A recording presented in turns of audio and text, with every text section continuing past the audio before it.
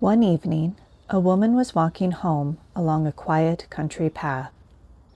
The sun had already set, and the light was fading fast. The trees were just dark outlines against the sky, and the wind made the grass whisper on both sides of the trail.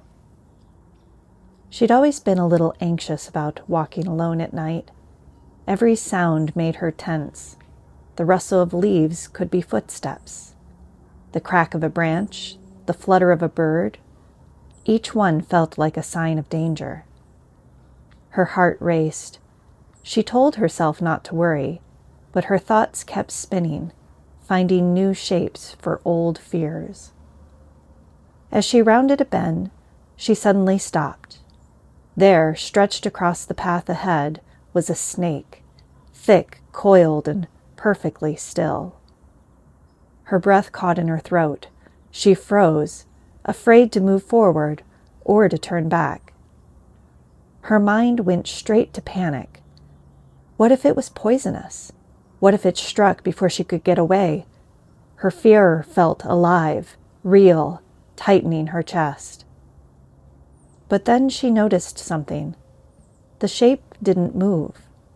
The pattern didn't look quite right. She hesitated, took a small step closer, and looked again. It wasn't a snake at all. It was just a rope. An old, frayed piece of rope left behind by someone passing through and half buried in the dust. Her whole body softened with relief. She stood there for a moment, staring at it, and then laughed softly. The danger she had felt so intensely had never been there at all. It had lived entirely in her mind.